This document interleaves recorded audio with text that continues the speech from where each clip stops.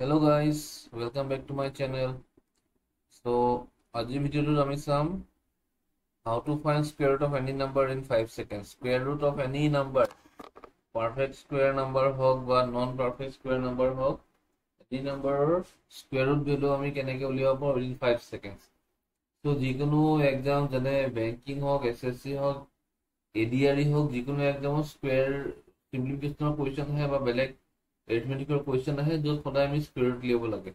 আৰু আমাৰ square root লিয়াওঁতে বহুত টাইম কনজিউমিং হৈ যায় আমি ফেক্টৰাইজ কৰি কৰোঁতে তো এটা ইজি ইয়াৰ সলিউশ্যন আছে তো মেথডটো এবাৰ আমি শিকি ল'লে ইয়াৰ পিছত যিকোনো ভেলুৰ স্কুৱেৰ ৰুট আমি ইজিলি উলিয়াব পাৰোঁ উইদিন 5 সেকেন্ডছ উলিয়াব পাৰোঁ তো ফাৰ্ষ্টত আমি চাম যিকেইটা নাম্বাৰ পাৰফেক্ট স্কুৱেৰ নাম্বাৰ নহয় সেইটা নাম্বাৰ আমি স্কুৱেৰ ৰুট কেনেকৈ উলিয়াম ঠিক আছে সো ইয়াত আমি লেটস সে ফাৰ্ষ্ট ভেলু মই চাওঁ root over 126 ঠিক আছে 126 এতিয়া মই যদি চাওঁ 126 পারফেক্ট স্কয়ার নহয় কিন্তু এটো মই যদি এনেকে লিখো 121 + 5 121 তো পারফেক্ট স্কয়ার হয় বুলি মই জানো সো মই এটো এনেকে লিখিম এটো root over 121 এর ভ্যালু লিখিম 121 এর স্কয়ার রুট হল 11 প্লাস ইয়াত 5 লিখিম ডিভাইডেড বাই এই যেটো 11 আছে ইয়াৰ ফটা মই ডাবল কৰি দিম এই ভ্যালু ফটা ডাবল কৰিব লাগে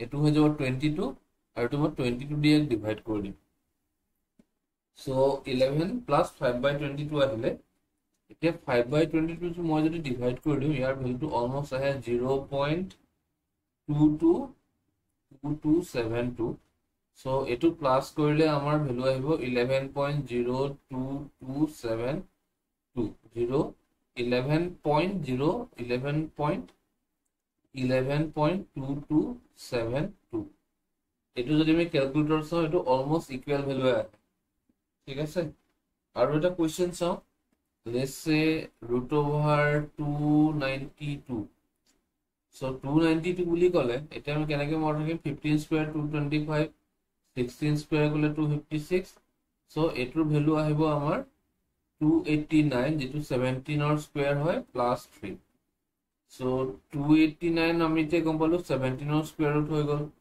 লাস্ট মাৰ 292 और 293 ডিফারেন্স বুলি আমি গম পালো 3 হৈ গল ডিভাইডেড বাই 17 ক আমি ডাবল কৰি দিলো আহি গল 34 সো এটো মই 34 লিখিলো আৰু যদি মই দুইটা কোৱেশ্চন দুটা যদি মই সলভ কৰো এটো হলো হ'ব 17.088 সো অলমোস্ট ইকুয়াল ভ্যালু আহে নেক্সট আৰু এটা কোৱেশ্চন আমি কৰো লেটস সে root over 168 এতিয়া সোয়া এটো আমি দুটা টাইপত কৰিব পাৰো 12 স্কয়াৰ মানে 144 তো 144 লৈ প্লাই প্লাস 24 লৈ কৰিব পাৰো বা এটো আমি লিখিব পাৰো 13 স্কয়াৰ মানে 169 তাৰপৰ 1 লেস কৰি আমি কৰিব পাৰো এতিয়া 169 ৰ স্কয়াৰ ৰুট হৈ গল 13 মাইনাস ইয়াত 1 আহিলে ডিভাইডেড বাই 13 ৰ ডাবল কৰি দিয়া 26 হৈ গল এটো 1/26 হৈ গল সো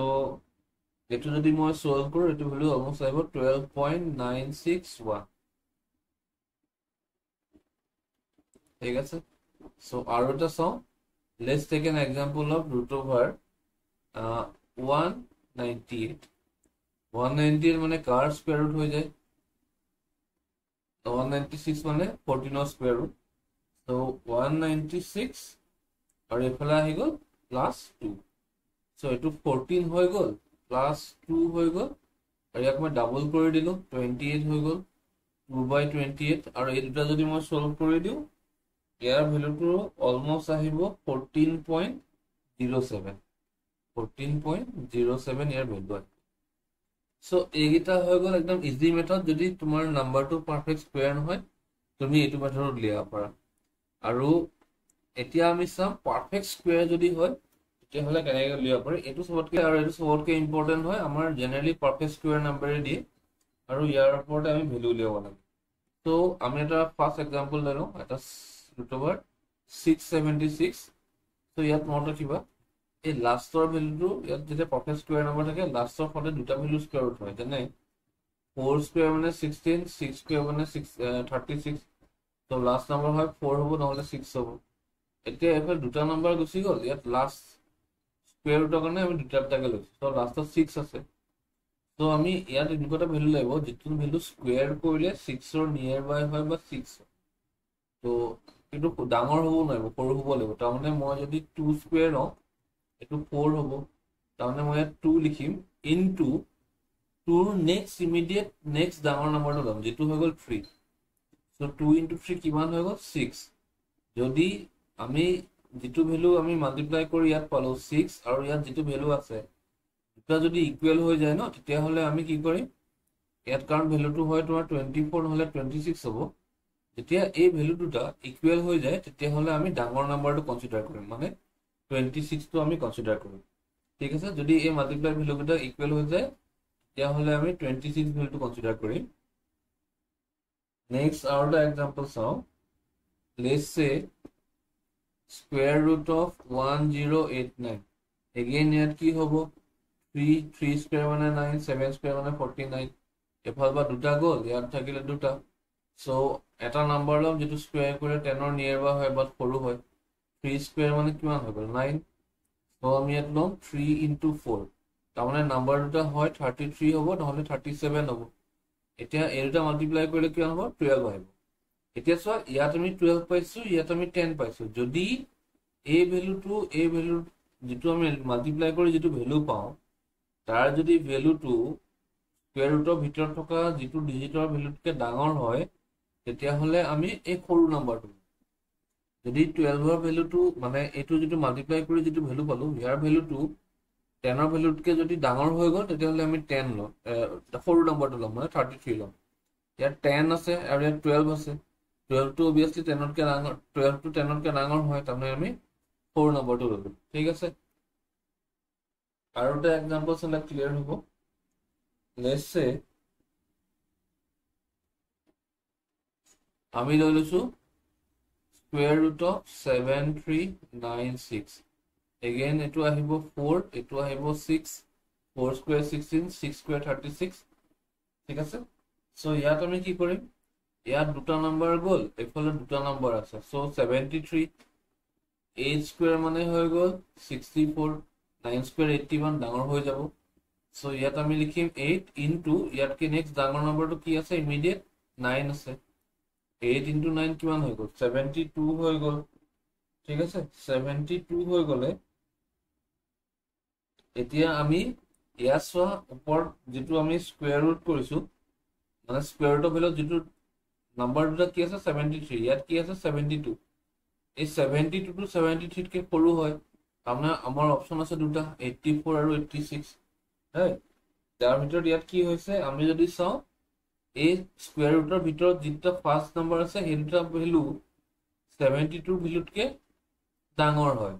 70 ইয়াত কি হৈছিলে, ইয়াত হৈছিলে সৰু, এই ভেলুটো সৰু হৈছিলে আৰু ইয়াত ডাঙৰ হৈছিলে। যদি ডাঙৰ হয় আমি ডাঙৰ নাম্বাৰটো ল'ম, যদি ইকুৱেল হয় বা ডাঙৰ হয় স্কুৱেৰ ৰুটৰ ভিতৰত থকা নাম্বাৰটো মাল্টিপ্লাই কৰি পোৱা ভেলুতকৈ, তেতিয়াহ'লে আমি ডাঙৰ নাম্বাৰটো ল'ম। ঠিক আছে, 86 হৈ গ'ল আৰু এইফালে সেইকাৰণে 26 হৈছিলে। আৰু ইয়াত এইটো ভেলু স্কুৱেৰ ৰুটৰ ভিতৰৰ ভেলুটো সৰু আছিলে, সেইকাৰণে আমি স্মলেষ্ট নাম্বাৰটো লৈছিলোঁ। ঠিক আছে, আৰু এটা এক্সাম্পল চাওঁ, আৰু এটা এক্সাম্পল চালে আই থিংক তোমাক ক্লিয়াৰ হৈ যাব। লেটছ সে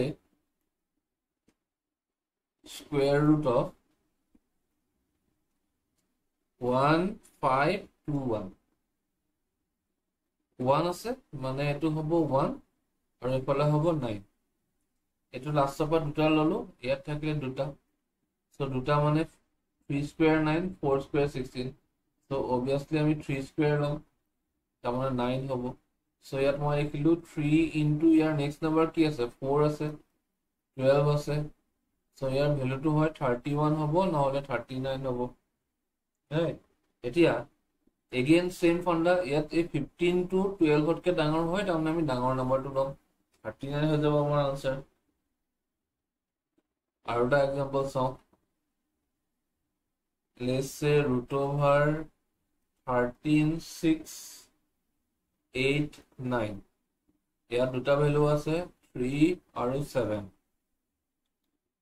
চ' ইয়াত এগেইন আমি কি কৰিম, লাষ্টৰ পৰা দুটা নাম্বাৰ ল'লো 89, ইয়াত কিমান থাকিলে 136। এতিয়া কোনটো নম্বৰ স্কুৱেৰ কৰিব পাৰি আমি যদি আমি 11 স্কুৱেৰ কৰো 121 আৰু 12 স্কুৱেৰ কৰিলে হৈ যাব 144 সো এটো 11 আহিলে ইনটু 12 কৰিলো 132 again 136 132 কে ডাঙৰ হয় কাৰণ আমাৰ নাম্বাৰ কিটা কি হ'ব পাৰে 113 আৰু 117 আৰু 136 to 132 কে ডাঙৰ হয় তাৰ মানে আমাৰ ডাঙৰ নাম্বাৰটো আমাৰ ভ্যালু হৈ যাব ঠিক আছে সো এই দুটা মেথড হয় স্কয়াৰ ৰুট উলিওৱা পাৰফেক্ট স্কয়াৰ নাম্বাৰ হোক বা নন পাৰফেক্ট স্কয়াৰ নাম্বাৰ হোক এটো মেথডে সদায় উলিয়াব পাৰি সো যদি তোমালোকৰ কনসেপ্টটো বুজি পাইছা উইদিন 5 সেকেন্ডস তোমালোকৰ এটো যিকোনো স্কয়াৰ সদায় ওলাব সো যদি ভিডিওটো ভাল পাইছা চেনেলটো সাবস্ক্ৰাইব আৰু লাইক কৰিবা